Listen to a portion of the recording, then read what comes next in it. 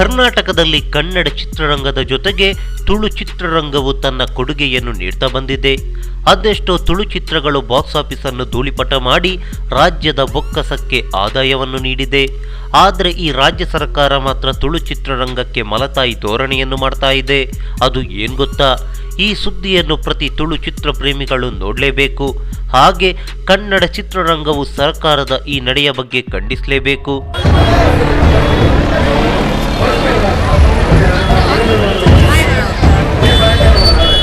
ಹೌದು, ಕರ್ನಾಟಕ ಚಲನಚಿತ್ರ ವಾಣಿಜ್ಯ ಮಂಡಳಿಯಲ್ಲಿ ತುಳು ಚಿತ್ರಗಳು ಕೂಡ ಸೆಟ್ಟೇರುತ್ತೆ.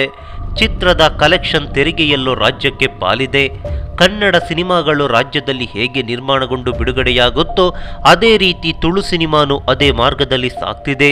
ಪ್ರಾದೇಶಿಕ ಭಾಷೆಯಾದರೂ ಯಾವುದೇ ರಿಯಾಯಿತಿ ಇಲ್ಲ. ಒಟ್ಟಾರೆಯಾಗಿ ಹೇಳಬೇಕಂದ್ರೆ ಭಾಷೆ ಬೇರೆ ಅನ್ನೋದು ಬಿಟ್ಟರೆ ಮತ್ತೆಲ್ಲ ಪ್ರೊಸೆಸಿಂಗ್ ಒಂದೇ. ಆದರೂ ರಾಜ್ಯ ಸರ್ಕಾರ ತುಳು ಚಿತ್ರರಂಗವನ್ನು ಕಡೆಗಣಿಸಿದೆ. ತುಳು ಚಿತ್ರರಂಗಕ್ಕೆ ಅವಮಾನ ಮಾಡಿದೆ.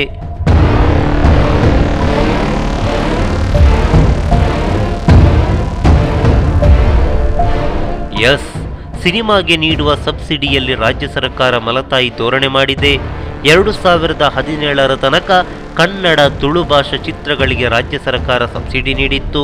ಆದರೆ ಕರೋನಾದಿಂದಾಗಿ 2018ರ ಬಳಿಕದ ಯಾವ ಚಿತ್ರಗಳಿಗೂ ರಾಜ್ಯ ಸರ್ಕಾರ ಸಬ್ಸಿಡಿ ನೀಡಿರಲಿಲ್ಲ.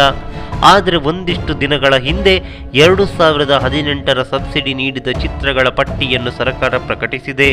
ಆದರೆ ಇದರಲ್ಲಿ ಕೇವಲ ಕನ್ನಡ ಚಿತ್ರಗಳಿಗಷ್ಟೇ ಸಬ್ಸಿಡಿ ನೀಡಲಾಗಿದೆ. ಯಾವುದೇ ತುಳು ಚಿತ್ರಗಳಿಗೂ ಸಬ್ಸಿಡಿಯನ್ನು ನೀಡಿಲ್ಲ ಅನ್ನೋದೇ ಖೇದಕರ. ಕನ್ನಡ ಚಿತ್ರಗಳಂತೆ ತುಳು ಚಿತ್ರಗಳು ಪ್ರಪಂಚದಾದ್ಯಂತ ಏಕಕಾಲಕ್ಕೆ ತೆರೆ ಕಾಣುತ್ತೆ. ಕೋಟಿ ಕೋಟಿ ಹಣವನ್ನು ವಾರದಲ್ಲೇ ಬಾಚುತ್ತೆ.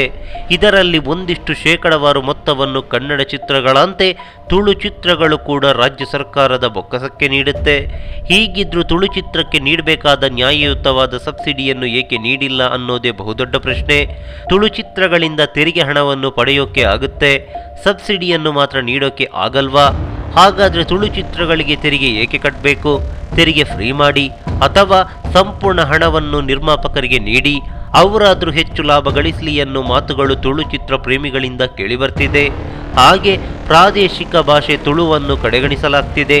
ನಮಗೆ ನೀಡಬೇಕಾದ ನ್ಯಾಯಯುತವಾದ ಸಬ್ಸಿಡಿಯನ್ನು ನೀಡದೆ ಮಲತಾಯಿ ಧೋರಣೆಯನ್ನು ಈ ಸರ್ಕಾರ ಮಾಡ್ತಿದೆ ಎಂದು ಒಂದಿಷ್ಟು ಮಂದಿ ಕಿಡಿಕಾರ್ತಿದ್ದಾರೆ.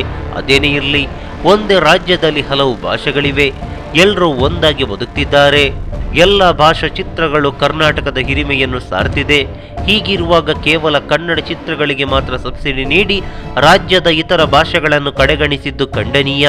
ಸರ್ಕಾರದ ಈ ಮಲತಾಯಿ ಧೋರಣೆಯನ್ನು ಪ್ರತಿಯೊಬ್ಬರು ಧಿಕ್ಕರಿಸಲೇಬೇಕು. ನಮಸ್ಕಾರ.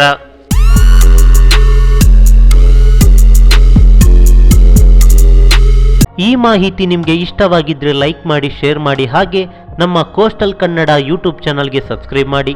ನಮ್ಮ ಹೆಚ್ಚಿನ ಅಪ್ಡೇಟ್ಸ್ಗಳಿಗಾಗಿ ಕೋಸ್ಟಲ್ ನೆಟ್ವರ್ಕ್ ಇನ್ಸ್ಟಾಗ್ರಾಮ್ ಪೇಜ್ ಹಾಗೆ ಫೇಸ್ಬುಕ್ ಪೇಜ್ಗೆ ವಿಸಿಟ್ ಮಾಡಿ. ಧನ್ಯವಾದಗಳು.